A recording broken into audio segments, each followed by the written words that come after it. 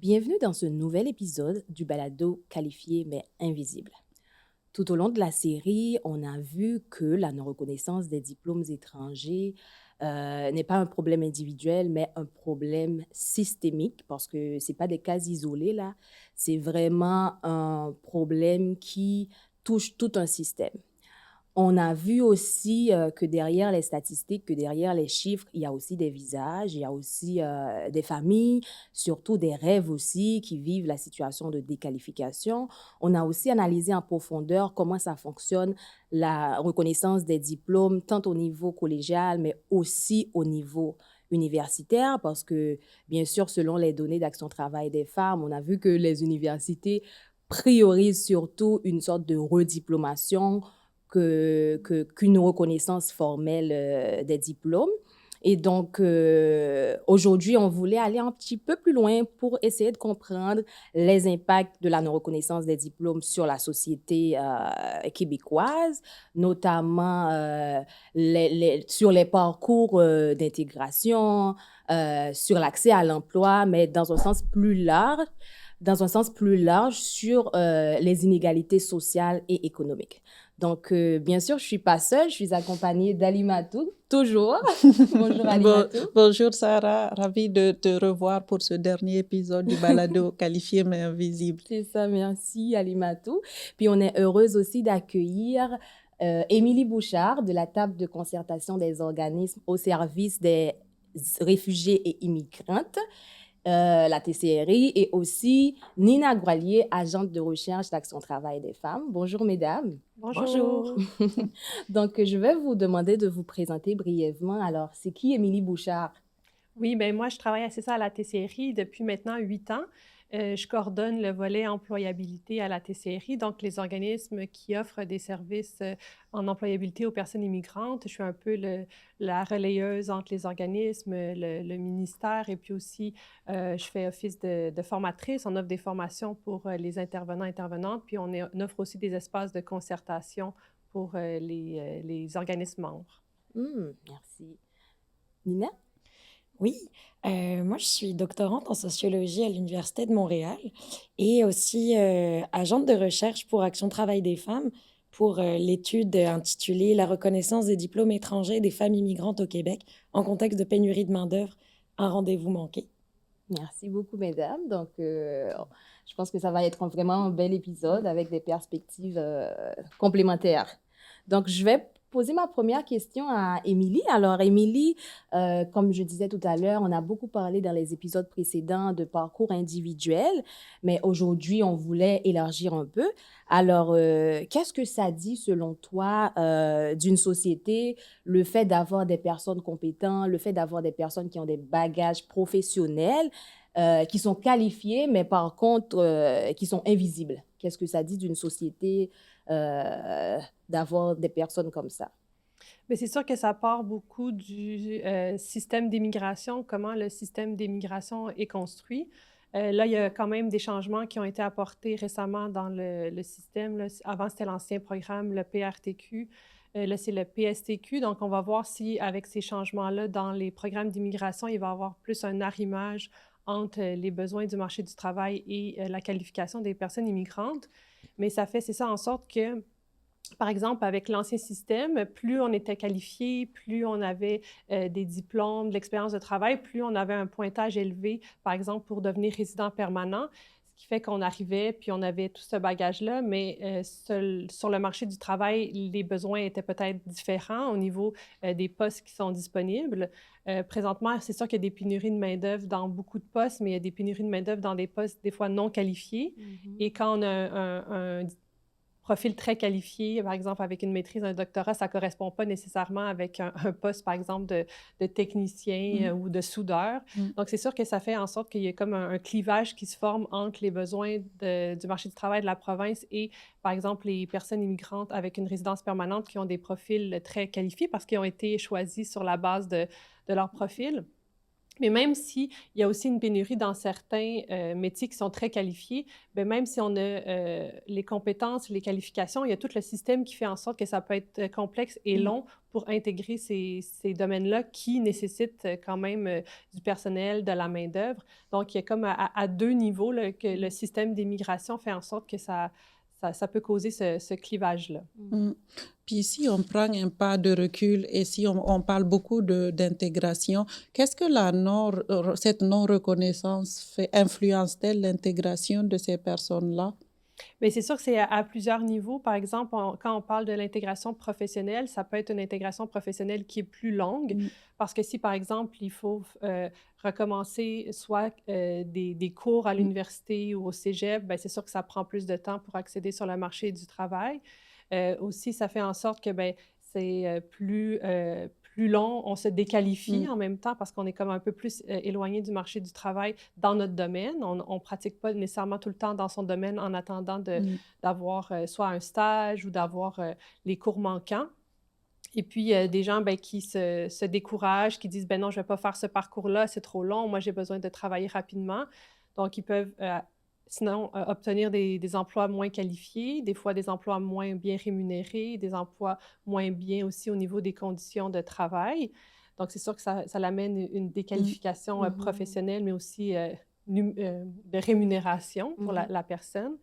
Et puis aussi, tout ce qui est, bien, c'est sûr qu'il y a des parcours qui sont longs, qui sont complexes, puis ça peut aussi mener, bien, des fois, à justement du découragement, mais au niveau plus, disons, santé mentale, l'énergie qu'on met aussi dans ça, ça peut causer beaucoup de dommages plus psychologiques, là. L'anxiété, la dépression, il y a beaucoup de gens qui finalement, pour toutes ces raisons de santé-là, vont abandonner des fois leur parcours puis aller faire quelque chose de plus simple. C'est ça. Puis c'est des personnes qui se sentent parfois trahies parce que on te sélectionne sur la base de ton diplôme, puis tu arrives, puis tu trouves pas d'emploi. Puis je pense que c'est comme il y a comme une perte de confiance envers la société d'accueil là. Puis c'est vrai qu'on parle beaucoup de déqualification, mais dans un sens plus large, on parle aussi de déclassement professionnel, c'est-à-dire une perte de statut professionnel, une baisse de reconnaissance sociale. Moi, je me dis, à l'échelle d'une société, ça produit quoi comme impact, le déclassement professionnel? Bien, c'est sûr que ça produit des gens qui ne sont pas dans des emplois à la hauteur de leurs compétences. Donc, comme par exemple au Québec ou même au Canada, parce que c'est aussi quelque chose qui s'explique plus largement à travers le pays. Hein. Le Québec n'est pas isolé. Mais c'est sûr qu'au niveau du déclassement professionnel, c'est sûr qu'on est dans une société capitaliste, on ne peut pas y faire abstraction.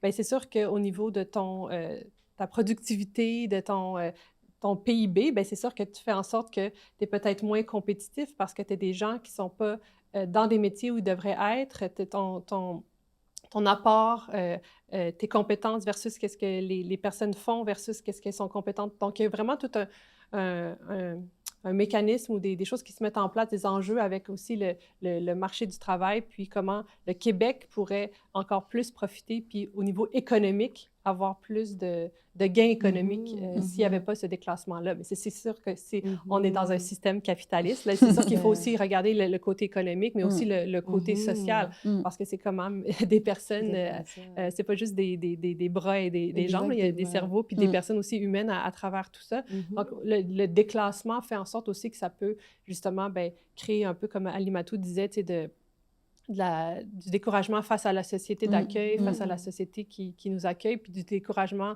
personnel. Parce que l'identité professionnelle, c'est quelque chose de tellement fort, surtout ben, en Amérique du Nord, au Québec, qui est tellement valorisé. On s'identifie beaucoup à travers notre travail. C'est aussi un pan de notre personnalité, mais parce que ça nous apporte de l'argent, mais ça nous apporte aussi tout un statut, hein, avoir un emploi à la hauteur puis qui est bien rémunéré. Donc, c'est sûr que ça peut aussi avoir une influence sur l'estime personnelle.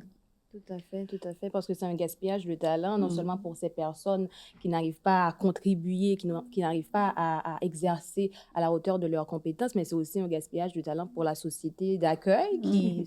se prive de ses compétences qualifiées. Oui, surtout, tu as parlé tout à l'heure de pénurie de main-d'œuvre. Puis pour moi, c'est comme il y a un paradoxe entre la pénurie de main-d'œuvre et le sous-emploi de ces personnes immigrantes. Comment on Mhm. explique ça? Parce qu'on parle beaucoup, il y a pénurie de main-d'œuvre, puis il y a des personnes qui sont là, qui sont qualifiées, qui sont en sous-emploi. Comment on explique ce décalage-là?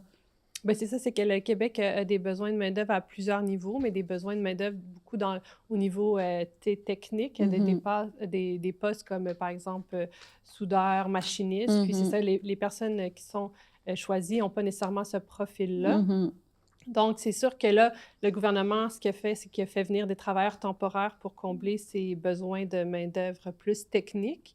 Bon, on peut aussi s'interroger sur l'apport de la main-d'œuvre temporaire au Québec, hein, qui est comme une main-d'œuvre plus précaire avec un statut temporaire.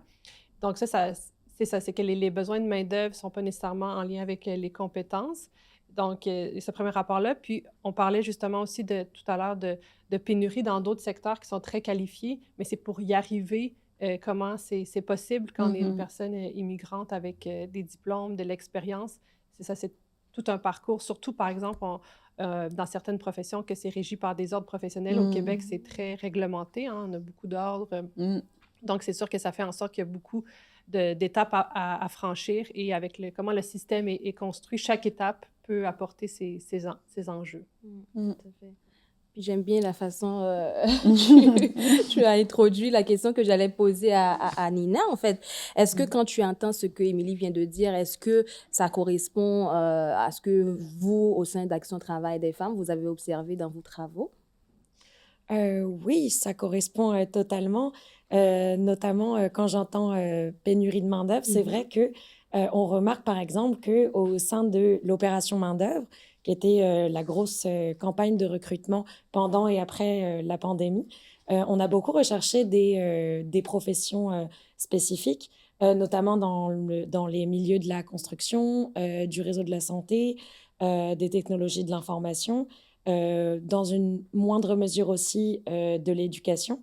Et on cherchait énormément de professions qui sont rémunérées et considérées au bas de l'échelle, notamment les préposés aux bénéficiaires, qui ont été recrutés via diverses campagnes au Québec et à l'international, ou les infirmières qui, dans le réseau public de la santé, bénéficient de rémunérations qui sont peu en adéquation avec la dureté de l'emploi et les conditions de travail qui se dégradent de plus en plus. Donc, en effet, je souscris. Mhm. Mm. Mm, mm. Puis, est-ce que le système actuel, il force les gens à s'adapter ou à s'adapter à leurs compétences? C'est comme, parce qu'il y a les compétences, il y a l'adaptation, il y a comme, il y a comme une zone floue. Puis, pour toi, c'est quoi l'analyse entre compétences, adaptation et le système? C'est comme s'il pousse les gens Mhm. à adapter leurs compétences à la réalité plutôt que d'utiliser à bon escient leurs compétences.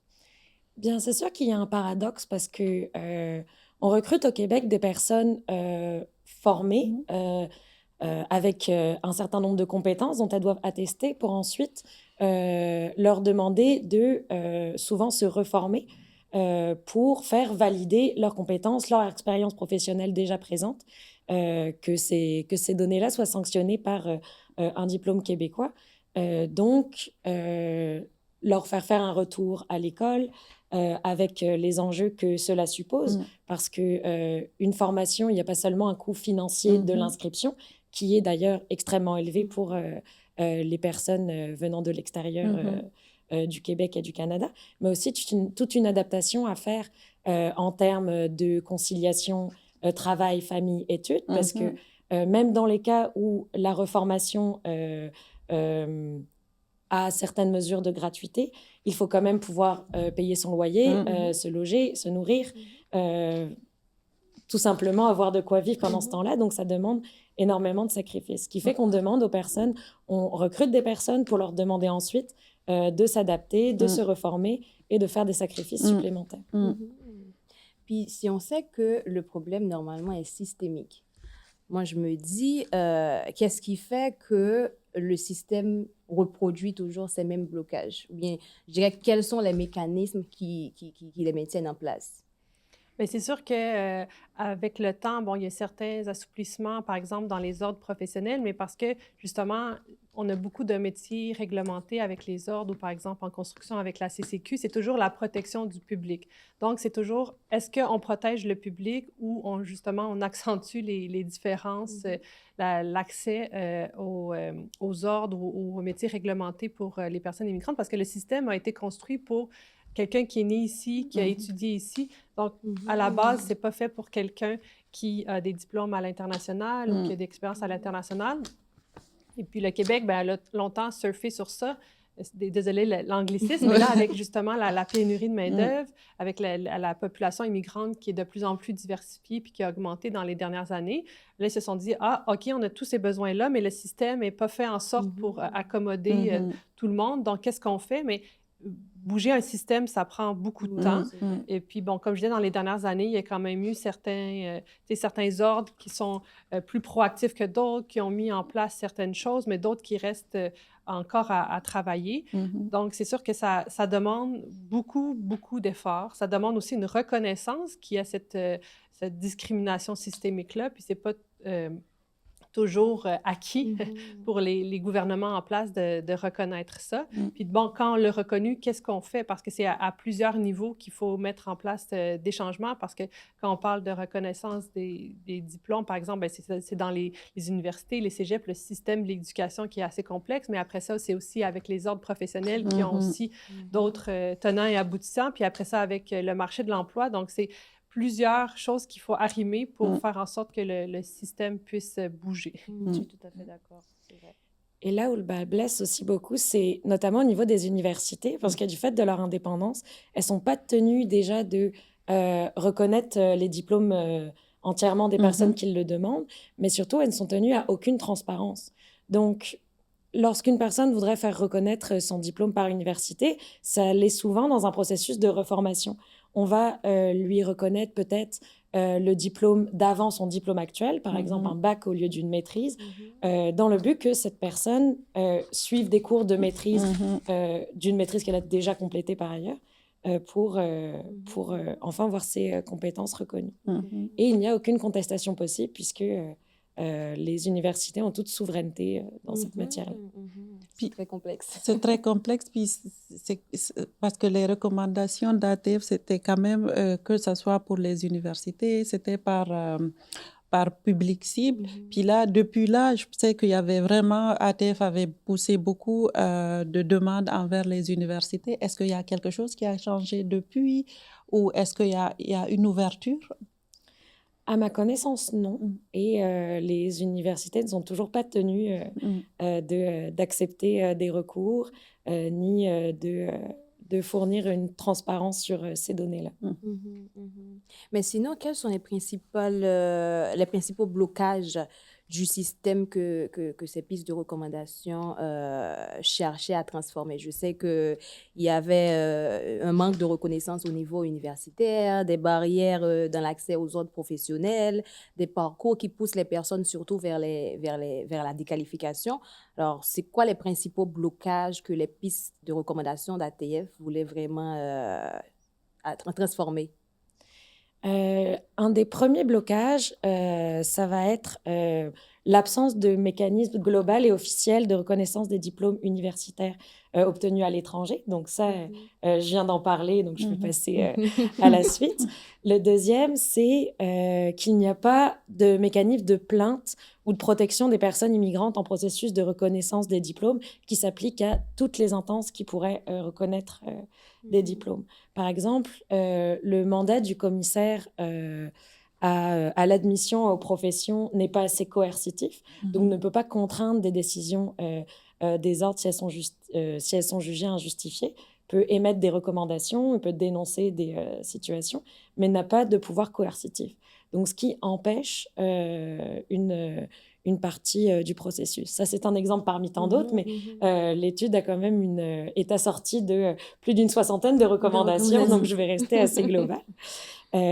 Ensuite, un autre blocage, mais qui est plutôt une tendance, c'est que au fur et à mesure des campagnes de recrutement et des incitatifs à la reformation qui sont émises par le gouvernement, on flèche, on oriente en quelque sorte les personnes immigrantes vers des formations déqualifiantes qui visent à répondre exclusivement aux besoins immédiats du marché du travail. Donc, c'est sûr que si on se replace d'une perspective individuelle entre un incitatif pour se former, pour se reformer dans une profession déqualifiée par rapport aux compétences qu'on a réellement, mais qui au moins bénéficient d'allocations, d'une formation payée, c'est des choix qui peuvent se faire. Donc, personne ne force les personnes à faire ça, mais les choix économiques des ménages, les choix économiques individuels font qu'on va plus s'orienter vers ce genre de dispositif. Donc ça, c'est par l'incitation, un mécanisme de fléchage et d'orientation de la main-d'œuvre. Donc en fait, une négation au final des choix individuels et de la reconnaissance des compétences. Et puis ensuite, il y a un blocage plus global aussi, qui concerne les effets systémiques de la non-reconnaissance des diplômes étrangers sur les femmes immigrantes.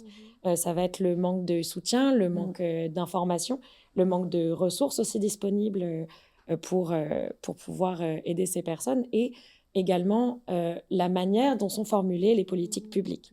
Les politiques publiques, à date, n'adoptent pas une analyse différenciée selon le sexe dans une perspective pardon. Oh là là, j'ai toujours du mal avec celui-là. Il est vraiment très long, hein. Une analyse différenciée selon le sexe dans une perspective intersectionnelle. Cette manque de grille d'analyse-là fait qu'on ne prendra pas en compte les vulnérabilités spécifiques aux femmes immigrantes comme à d'autres groupes plus vulnérables. Donc, ce serait de commencer à adopter une lecture qui puisse permettre de prendre en compte les enjeux de tout un chacun et de faire réellement des politiques publiques au service de toutes et tous, sans exclusion. C'est ça. Puis c'est vraiment un travail important parce qu'on a vu que ça s'est adressé à plusieurs paliers décisionnels, notamment le MIFI, le ministère de l'Enseignement supérieur et même les universités aussi. Donc, c'est vraiment un travail qui est riche. Puis moi, ton analyse m'a donné le goût de demander à Émilie, toi qui es en contact avec les personnes immigrantes en employabilité, est-ce que tu vois une différence entre les hommes et les femmes en lien avec que ce soit la recherche d'emploi ou, je pense, accepter de se déqualifier? Est-ce que tu vois ça sur le terrain avec les personnes que tu rencontres? Bien, c'est sûr que, comme disait Nina, bien, les femmes immigrantes, effectivement, les statistiques le montrent que, bon, c'est ça, il y a une déqualification plus grande que les hommes immigrantes. Puis les organismes que j'accompagne au quotidien, moi, je ne suis pas en lien avec les personnes immigrantes, mais avec les organismes, bien, ils voient ça aussi au quotidien parce que la déqualification se vit réellement quand on est une femme immigrante, une femme racisée immigrante. C'est sûr que ça l'apporte d'autres défis. On parlait justement de la conciliation travail, famille, études. Bien, c'est ça aussi un enjeu important pour les femmes immigrantes. Puis aussi, les femmes immigrantes, mais les personnes immigrantes en général, ils n'ont pas tous le même statut. Donc aussi, avec le statut vient l'accès aux services. Donc là, c'est ça. Si on a un statut d'immigration plus précaire, si on est une femme, bien, c'est sûr que les enjeux s'accumulent. Oui. Et donc, bon, déjà pour faire reconnaître ses compétences, mais après accéder au marché du travail. Donc, ça a un impact justement directement sur la déqualification, mais la rémunération aussi, le temps qu'on va passer en dehors du marché du travail. Par exemple, si c'est l'âge qu'on...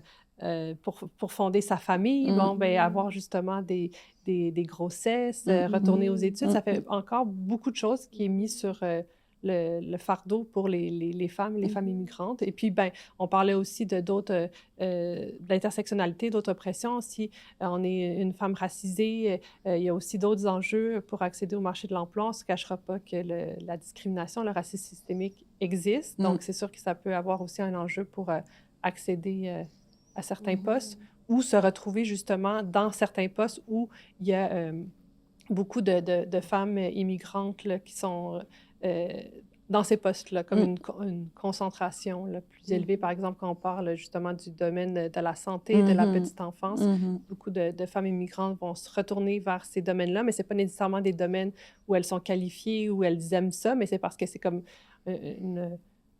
une façon d'accéder au marché du travail. Mm. Puis j'ai vu que récemment aussi, la TCRI a porté ces enjeux dans un mémoire, je crois que c'était l'année dernière. Est-ce qu'on peut dire que ces recommandations s'inscrivent dans une vision plus large de transformation du système? Oui, c'est sûr que nous, notre réseau, c'est aussi un réseau à la défense des droits collectifs des personnes, des femmes immigrantes. Donc, à travers les différents projets de loi que le gouvernement fait, bien, c'est sûr que nous, on est là à faire nos recommandations. Justement, là, avec le projet de loi 9 sur le port de signes religieux, ça va affecter justement ces femmes immigrantes-là dans leur intégration sur le marché de l'emploi. Parce que si on porte un signe religieux, ça veut dire quoi? Qu'on ne pourra plus travailler. Si on décide de continuer à le porter, qu'il va falloir l'enlever. Donc, c'est sûr que ça a un impact direct sur l'intégration des femmes au marché du travail, puis bien souvent les femmes immigrantes. Oui. Puis moi, parce que là, que ce soit le mémoire de la TCRI qui porte depuis longtemps les enjeux pour les personnes immigrantes, les femmes immigrantes, le travail d'ATF, les données, on voit que rien ne change. Pour moi, si ça ne change pas, à quoi va ressembler la situation dans les prochaines années? Comment est-ce qu'on peut vraiment parler d'intégration réussie? J'entends souvent les discours dire il faut en prendre moins, mais en prendre soin. Mais là, ces femmes sont déjà là, elles ont été sélectionnées sur la base de leurs compétences. Puis là, même quand on en parle, les gens disent oui, cette situation, il y a 5 ans, c'était ça, il y a 10 ans, mais si on continue comme ça, à quoi va ressembler les prochaines années là? Bien, c'est sûr que c'est du travail à long terme. Il faut comme être un peu sur tous les fronts. Il faut faire du travail systémique. Il faut faire aussi du travail plus micro, tu sais, dans les organismes, accompagner les femmes, bien comprendre leur parcours pour pouvoir leur donner des idées de où est-ce qu'elles peuvent aller. Puis, bien, c'est sûr que là, avec la politique actuelle, c'est sûr que ça peut être un peu plus nébuleux où est-ce qu'on s'en va, mais c'est sûr qu'il faut pas lâcher parce que c'est des dossiers qui prennent beaucoup d'années à des fois se travailler, des fois trouver une solution. Des fois, il y a des avancées, des fois, il y a des reculs. Donc, c'est sûr que la militance peut nous aider aussi dans ce cas-là. Il faut faire du travail sur plusieurs fronts.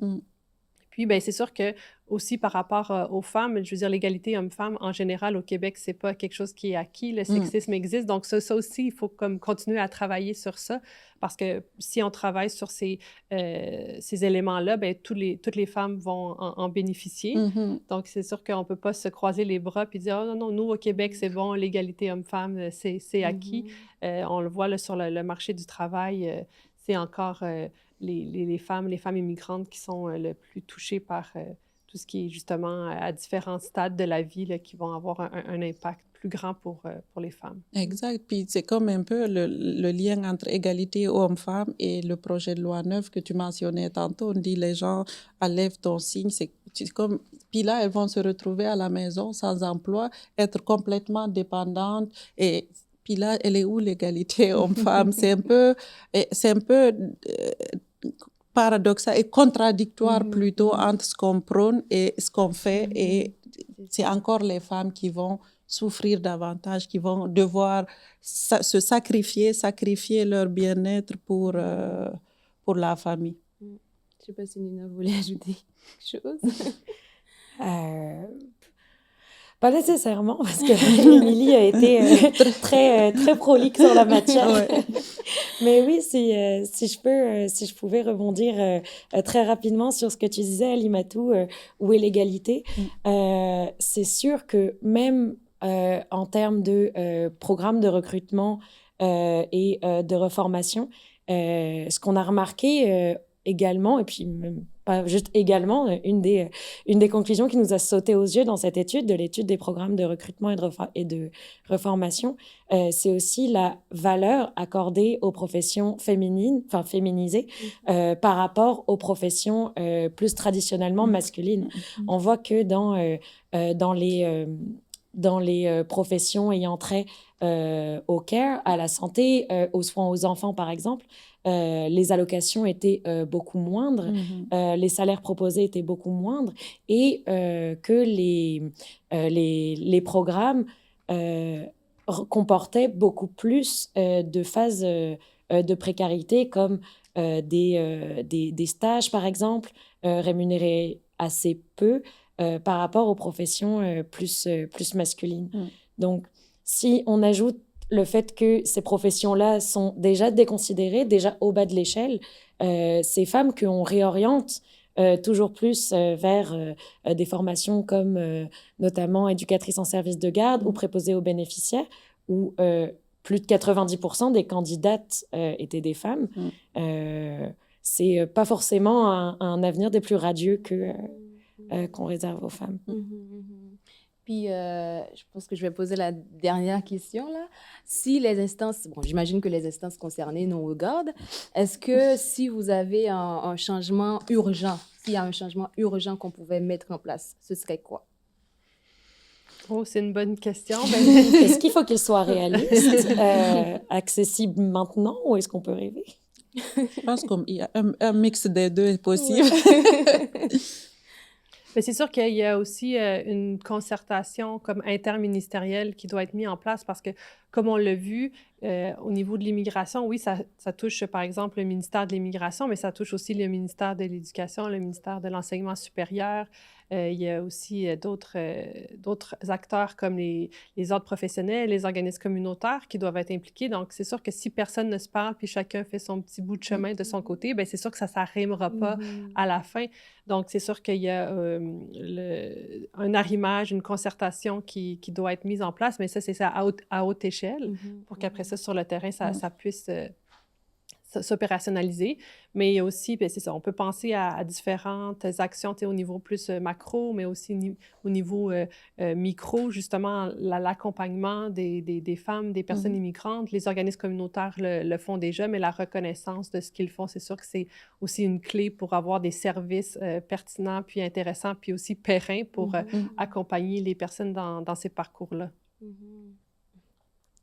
Je suis bien d'accord avec Émilie, puis je rajouterais même que au niveau du discours et de la mise en place des politiques publiques, il faudrait, en plus de prendre, comme disait Émilie, de faire une grande concertation pour prendre ces enjeux-là à bras-le-corps, il faudrait peut-être aussi cesser de considérer les personnes immigrantes, les personnes qu'on recrute, comme une variable d'ajustement lorsque le système va mal, pour ensuite les considérer comme des boucs émissaires si les résultats escomptés ne sont pas là. Donc, je pense qu'il faudrait peut-être que les différents acteurs concernés, notamment les ministères, en fait, fassent une évaluation concrète de la situation et propose des pistes de solutions qui ne soient pas uniquement de la gestion de l'urgence, où on va recruter des milliers, des dizaines de milliers de personnes pour un problème donné, pour ensuite leur dire qu'on n'a plus besoin d'eux. Donc, faut réfléchir long terme, y compris pour les personnes qui sont recrutées et à qui on demande de laisser leur contexte, leurs proches, leur milieu professionnel pour venir travailler au Québec. Donc, ça semblerait logique de leur proposer une vision long terme et pas juste une vision utilitaire sur quelques années avant la prochaine urgence. Ou au moins leur dire la vérité, au moins quand on te sélectionne, on te dit, quand tu viens, c'est ça qu'on t'offre, pas qu'on te dise, on te sélectionne sur la base de ton diplôme, de tes compétences. Une personne qui est médecin, qui vient, il va espérer avoir elle ou il va espérer avoir la même chose. Mais au moins, si tu sais que tu peux pas avoir ça, je pense que tu vas reconsidérer peut-être ton projet. Mais là, c'est comme tu arrives là, puis c'est un peu un contrat vicié dès le départ. Oui, là. c'est ça. En tout cas, merci beaucoup, mesdames, pour vos éclairages très pertinents et surtout très complémentaires. Donc, ce que cet échange aussi nous montre, c'est que les recommandations ne sont pas des réponses toutes faites, mais ce sont des pistes concrètes pour repenser la reconnaissance des compétences et les parcours d'intégration des femmes immigrantes. Elle nous rappelle aussi surtout que la non-reconnaissance des diplômes n'est ni inévitable ni naturelle, mais surtout c'est le résultat de choix, de pratiques et de structures, et donc quelque chose qu'il est possible de transformer collectivement.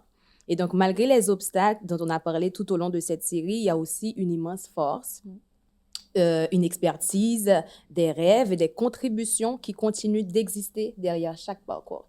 Et donc, c'est pour ça que le RAFIC aussi continue de porter la voix de ces femmes pour que leur diplôme soit pleinement reconnu, soit pleinement valorisé. Et donc, c'est ça. Oui, je pense qu'avec le balado qualifié mais invisible, on a ouvert la conversation. Je pense que c'est nécessaire qu'on poursuive la conversation, qu'on crée des espaces de co-création de solutions, comme tu l'as dit tout à l'heure, Émilie. Je pense qu'il faut continuer à militer, il faut continuer à mettre en avant ces réalités parce que plus le public est sensible, il faut qu'on continue à pousser pour que les politiques publiques, pour que les décideurs fassent les choses pour que tout le monde, surtout les femmes qui arrivent là, puissent travailler à la hauteur de leurs compétences. Puis c'est comme ça qu'on pourra veiller vers l'égalité, la l'égalité réelle homme-femme.